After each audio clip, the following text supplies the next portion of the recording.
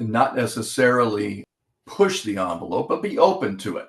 And those signs exist all the time because, as you know, having been over there and experienced the other side and kicking and screaming, not wanting to come back, that everything's fine. This is the play. We're all actors in this play, and we play a role, and each one of us has a unique role.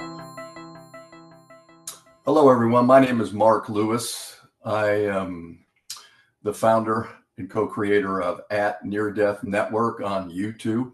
Our channel has just dropped, but I have a diverse background in broadcasting. My longtime career was a sportscaster in local news in a variety of different markets across the country. I was here in Phoenix for the past 20 years on air. But I've also had an interest in spiritual metaphysical topics ever since I was young.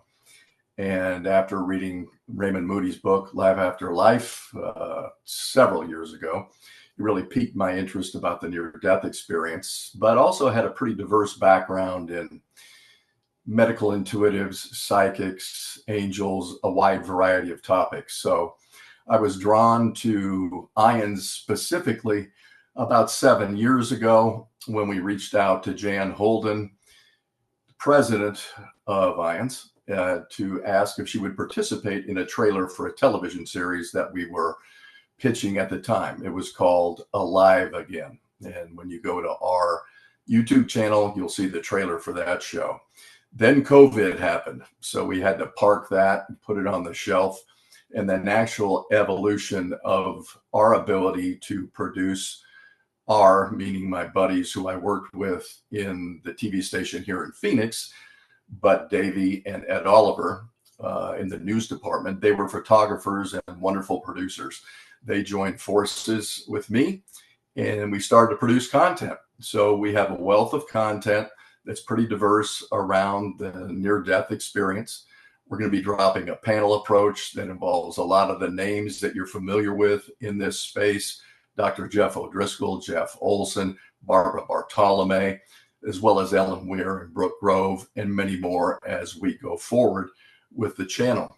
The real goal here is, in my opinion, the life review in the near-death experience is really salient for those of us who won't have near-death experiences. I mean, there's anywhere from 5 to 15% of the world's population that have near-death experiences, which is not insignificant. So that's 380 to 1.2 billion people in the world have had some form of a near-death experience. However, the balance of us not necessarily have experienced that type of an experience. So the key, I think, in the channel, what we're attempting to do is to provide information as a primer from those of you who have crossed the veil and come back, the pioneers of consciousness, as you were, to give us some tips that we can use going forward in life beyond everything is love. It's wonderful. You get to the other side. You don't want to come back. Those things are all very interesting on background. But what are the practical applications for people who have not had a near-death experience? How can they make their lives more joyous while they're on this plane of existence, not only for themselves and those they interact with, but for society as a whole?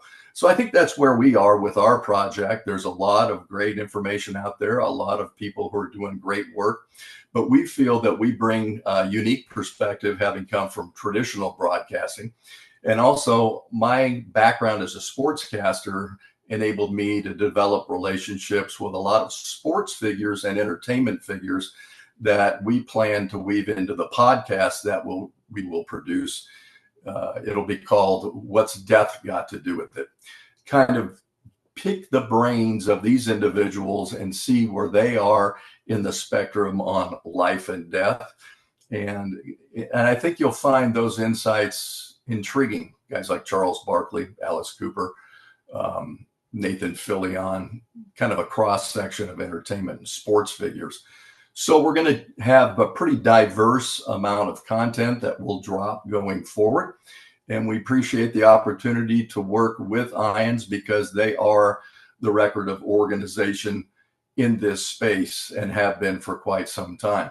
I would say, having met Betty, and I told her this, and we'll discuss it, I'm sure, at IANDS conference this past September here in Phoenix, that people like her and her age group and the demographic that she represents are very important, because this is a very challenging time on the planet right now. And any insights that Betty and those in her age group can offer her peers, I think will be very instrumental in bringing us forward, hopefully, in a new age of more reasonableness, more compassion, more love, and more caring. I love when people make me feel young. Thanks for sharing. Thanks for sharing so much. So I want to ask you about, you've devoted a lot of time to opening up awareness around this topic. I love the fact that you're talking to sports people about it, because that's just, two combinations of worlds that you wouldn't ever think of. What do you think? What are some of your personal thoughts around death and life and consciousness and what comes next? Well, if I could give a shout out to Jeff Jansen, I believe you know him, but he's written several books that pertain to the near-death experience. He was close. He didn't have an official near-death experience, but he was, I think, motivated and directed to get into this space by a real scare with a heart attack for him at age 42. Jeff's written several books that concentrate on the life review and the ripple effect. Personally, when I delved more into that, not only from your perspective as experiencers, but to really kind of look back in my life to those who I had wronged, it made me very circumspect. And so I asked Jeff Olson, who was a co-host of our pilot, how to best atone to people like that, who, for whatever reason, immaturity or just not being on board mentally, that I've offended in my life, and to try and make amends that way, because there's so many people, I'm sure, that I don't really have contact information for that I could reach out to directly. I think it's important, based on what the life reviews show us, that kaleidoscopic interaction with every sentient being we've ever had in our lives, to show us from an instructional standpoint that there were times when we could have been better, but there were a lot of times where we really lifted people up with benign acts that we didn't think were so important. For example, I stop and help an elderly lady change her tire, and she was going to purchase a firearm. Her husband had just died. She was very disconsolate and depressed. But by my act of kindness in helping her out on the side of the road, she turned her life around. She founded a 501c3. She impacted thousands of people. And so those types of events, and that was just an example, it's not a real occurrence, but those types of events shape who we are as a planet and individually, collectively, to help bring us into the next age in a more unified effort to help each other out. And I know you know Vinnie Tolman, and I talked with him at the IANDS conference too. And I said, Vinnie, how do you explain to people, with all of the negativity and vitriol that's going on in the world today, how do you handle it? How do you address it? What are some practical insights? For example, when somebody cuts you off in traffic, instead of flipping them off, you just back off and you say, they must be having a bad day. Well, Vinnie said, I look at that person and I say, wow, Vinnie's having a bad day. Because we're all the same. We're all of the same composition, but we're all unique. So to be able to set your day up going forward before you get out into the madness of the world and say, when these events cross my plate or my vision, I react in a way that's compassionate and understanding, and try to stay in a neutral spot as opposed to one of condemnation. Wow. I love that. Yep. Betty's having a bad day. But I'm projecting it onto other people because I like doing that too. Yeah, but you have a beautiful smile, and that takes it away for the rest of us. So thank you. I paid for this. Thank you. I appreciate it. Yeah, I think that there's so much rich information, and I love that you're connecting with so many people and that you're so accepting of it. Tell me about your life growing up. Was spirituality a part of it? How did you get into this whole realm? I don't really know exactly when it happened, but I was raised um, back I was born in the 50s, so I'm long in the tooth, like so many of us who are fortunate to still be here. But I was in a family, two other brothers, my mom and dad in Sacramento, California. My father, it turns out, got divorced from my mother when I was in college because he came out as gay, which was a very traumatic thing for him in the 50s, a gay man in the 50s to be able to live his life. But it really was a lot of turbulence in our life. But my dad was always a thinker. He was an educator and was open to these types of experiences. So I think I formulated my own philosophy based on traditional religion. Didn't work for me. There were increments of it when I would read the Bible that seemed more metaphysical than dogmatic. And those are the ones that I attached myself to. So when I went to college, I took Eastern religions, and it resonated more with me, to be honest with you, because the emphasis was on the Atman, or the soul. So I love Namaste, the divine in me bows to the divine in you, because we all have that component, that spark of divinity within us. But I was also very interested in UFOs, believe it or not, growing up. And I don't know what that connection is. I don't get that deep into it because it's pretty esoteric and niche. But I think there's a lot of interesting topics out there in the metaphysical slash spiritual realm that we will approach. Several of my friends are medical intuitives that have the capability to engage with the other side and bring back pretty tangible, accurate, measurable information. So rather than, look the other way, I've always been interested in it. Having said that, my career was in sports. And the thing I liked about sportscasting was there's always another game. I think it's so invasive the way a news individual slash reporter, like I started as, would have to come up to you and say, how did you feel when your parents committed suicide at the same time, as you articulate in the story of your life, which is very, very compelling. I think that's very invasive. And I just wasn't comfortable with it. So they call the sports department the toy department. So we enjoyed another day, another game. There's always something to look forward to. And I think that ability to have finality was intriguing to me. And obviously, as you can see, I can talk forever about what I'm passionate about. And now I'm passionate about giving this information, a wide breadth of information, to as many individuals, both in my demographic and your demographic, and even younger. I have two daughters that are 31 and 29.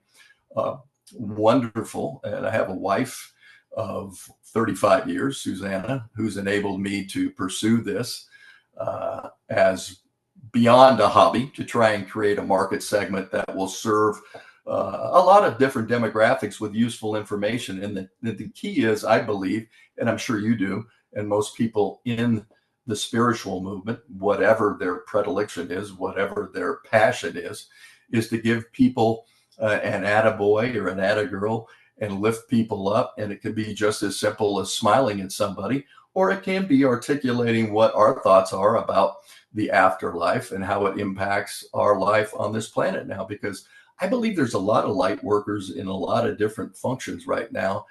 And it's all necessary for us to get the information out there so people don't think that life is futile.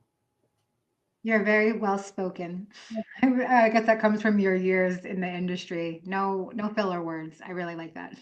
So I'm wondering if you can share a little bit about what do you think is coming next? What is happening for humanity? If I knew that, I would be publishing something much more extensive. My thought is, and my hope is, that those of us like yourself, myself, and the collective that are willing to put ourselves out there in what may be characterized as kind of a woo-woo movement in the past, is a lot more accepted now, and that we can, as a forum, help make people at least be a little bit more circumspect and not so knee-jerk. Because if you look at the political scene here in America, it's half for, half against. But who are we? We're humanity. We're a collective. This is a worldwide phenomenon, the near-death experience. And another thing that fascinates me about that is talk in the language that the individual was raised in. For example, the archetype for us in Christianity is Jesus of divinity, deity. But you may see Buddha. If you're a New Zealand Aborigine, it may be the deity that you were growing up with that represents enlightenment and getting to the next phase, whatever that may be. So I think if we can do this collectively worldwide and make it more attainable for people to identify with it.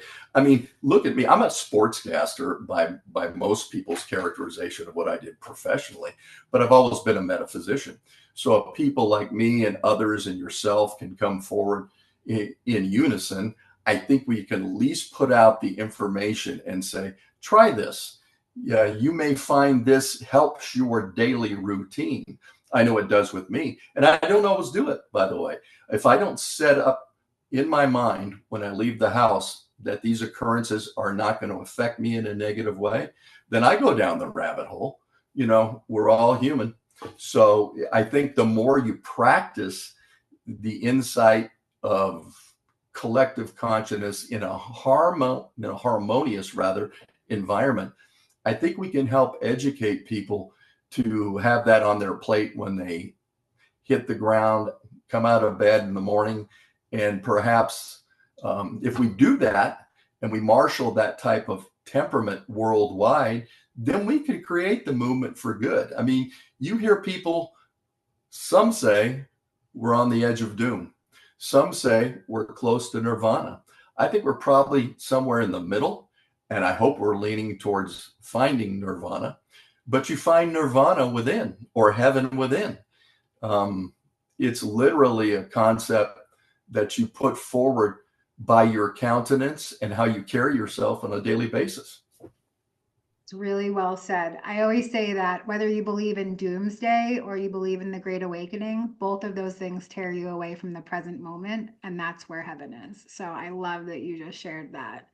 I want to ask if there's any cool mystical experiences, signs, synchronicities, after death communication that you've experienced in your own life that you can share. Well, you know, I don't have anything significant like you. I mean, your story is remarkable. I do recall an event when I was in college. I was working for a gentleman in Sacramento, and I asked him, can I go to Oregon? Because he had a warehouse up there. He said, sure, you can go up and work there for the summer. So I did. And I met a guy. I was playing football at the time. I was practicing kicking down at the local college in North Portland. And he invited me over to party. In the 70s were all about partying, and we partied pretty hard.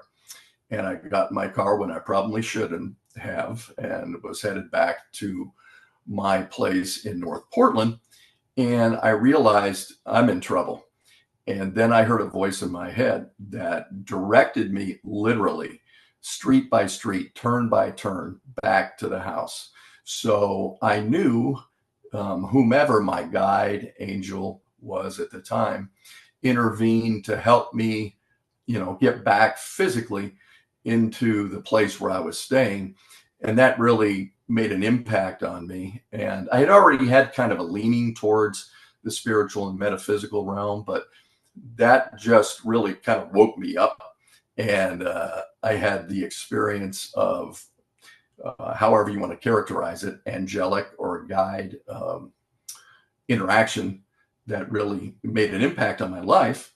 And it's a first person thing, so I can share that. And I've never really shared it publicly with anybody, but I think those types of things happen to us all the time. One of the many things that we're going to discuss on the panel discussion of experts that we've compiled, and we will drop these as we go forward, is signs.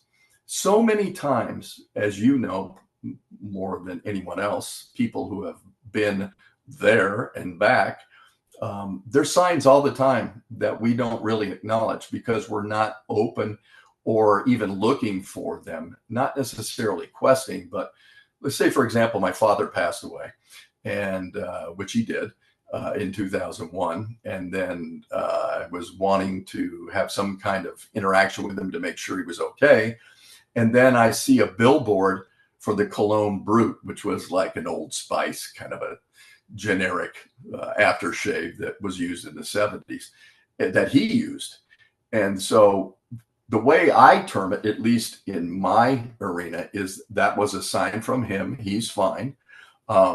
It doesn't necessarily have to be him speaking to me to authenticate the fact that he's on the other side, although that could happen as well. So I think there's a myriad of things that we can coach people on to be able to look for, not necessarily push the envelope, but be open to it. And those signs exist all the time because, as you know, having been over there and experienced the other side and kicking and screaming, not wanting to come back, that everything's fine. This is the play.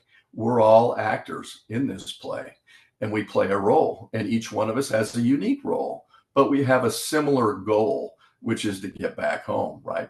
So anything we can do to enlighten people based on our own personal experiences or the ability to draw people like the Near Death Network that we've started on YouTube will do. That's what we're going to bring a collective of different personalities, like we said, people who have experienced the near-death experiences, spiritually transformative experiences, but also regular lay people, the people that I've met in sports, the people in entertainment who have their own perspectives. Some are traditional evangelicals.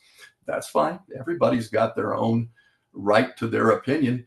But I think the more you as NDEers and me as a conveyor of information move the needle for people to at least open the door, to be open to the potential for how much their spirit individually impacts collectively the status of this planet.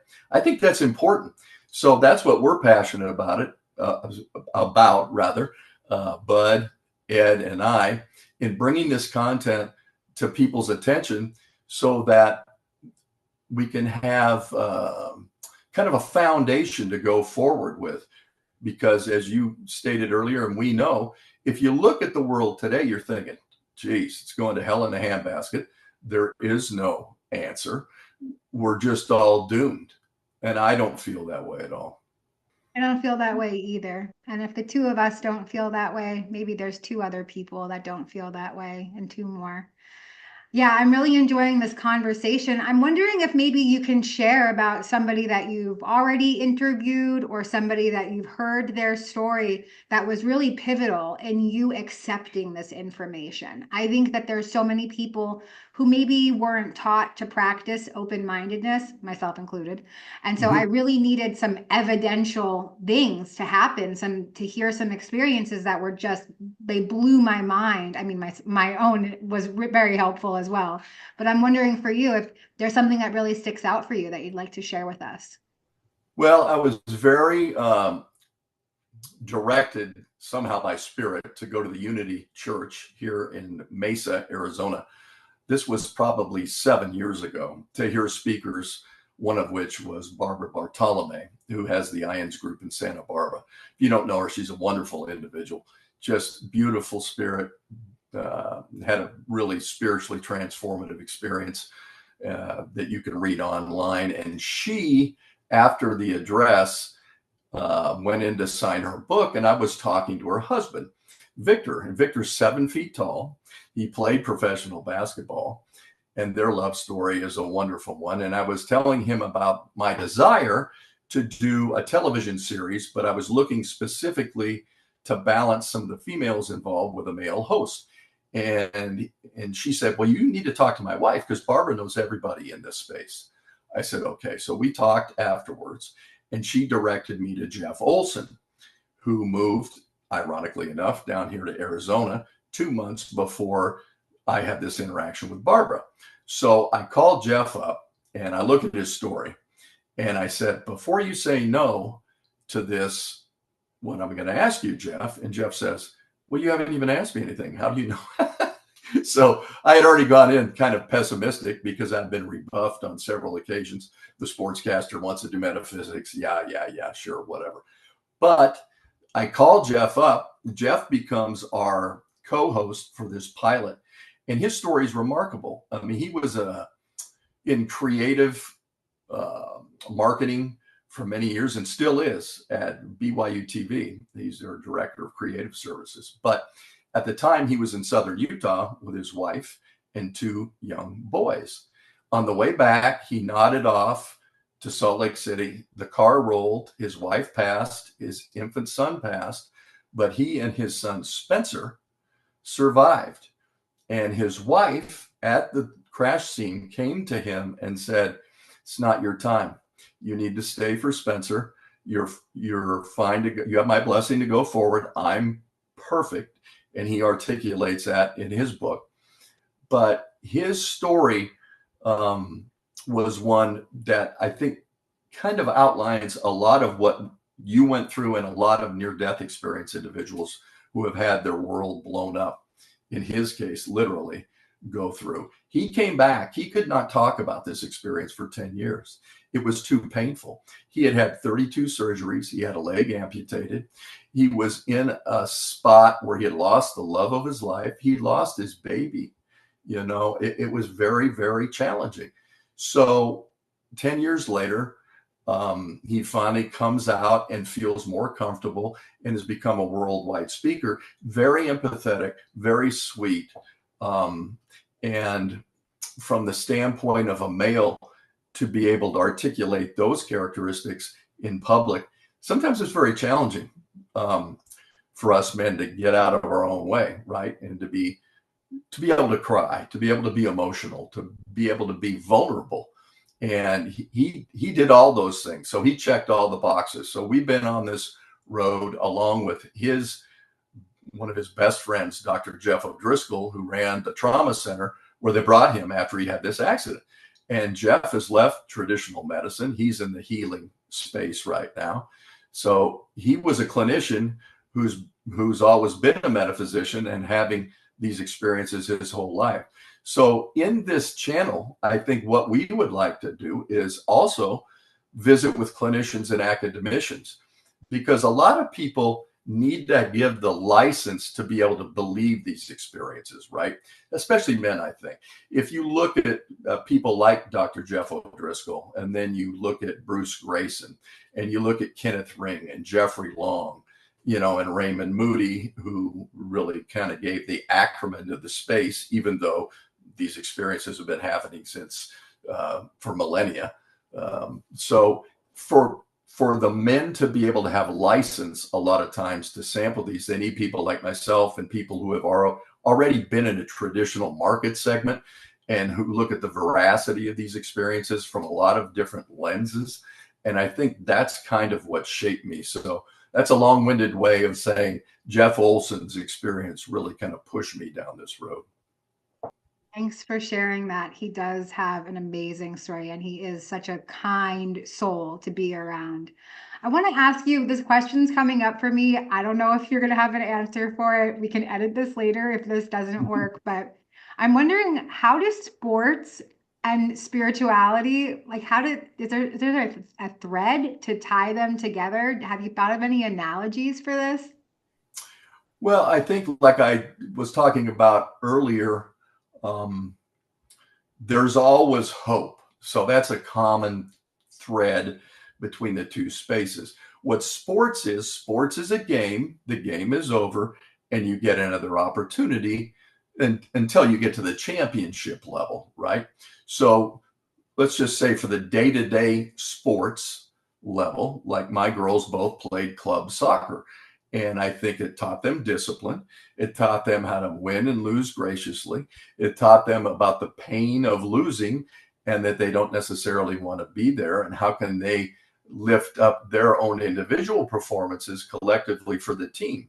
So that's kind of the thread. I think if we as individual sparks of divinity can bring our own gifts to the table and all collaborate, I think we can raise the consciousness of the planet in that kind of a format.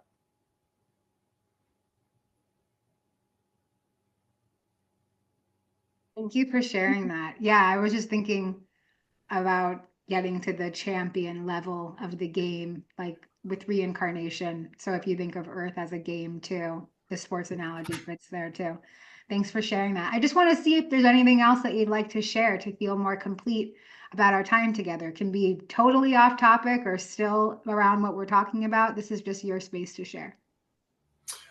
Well, from my perspective as a father and a husband, my family is paramount. I have two brothers. My mother's still alive. She just celebrated her 90th birthday. And I think the family of the planet is the larger, it's the macrocosm, right? But at the microcosm level, if you walk and talk your game, there's a quote in the Bible, and I'm not trying to be evangelical, but I think it's appropriate. Faith without works is dead. You and I can have this great discussion about raising the consciousness of the planet. But if I go out and, get cited for drunk driving and run into somebody and cause a major accident, or like in your instance, you said when you came back, your drug dealer was gone. All the people that you depended on for your old way of life had vanished. And that's how spirit works, right? So if we can all in unison do the things that we do well, and we don't necessarily all do the same things well. I don't have the story you have to be able to talk about. I mean, your story, for those of you who don't know, you need to check Betty's story out, because it could be a movie script. And then people would say, this is too fantastical to even be a movie. So people like yourself, and I think myself, we all bring different gifts to the table. It's my goal to be the best father and husband that I can be for Susanna and Marissa and Erica, who are my daughters, but also to be able to bring my gifts to bear and to come out of the closet, as it were, and put myself on the line with a lot of people who might say, oh, this is kind of crazy stuff. What are you doing that? I don't think it is. I think it's all about the evolution of consciousness and the soul on this plane of existence while we're here. And whatever we can do as a group to make that happen, I'm all in. Mark, thank you. Thank you for your courage, for stepping out and making content around this and being so brave. And thank you for sharing and introducing yourself to our community.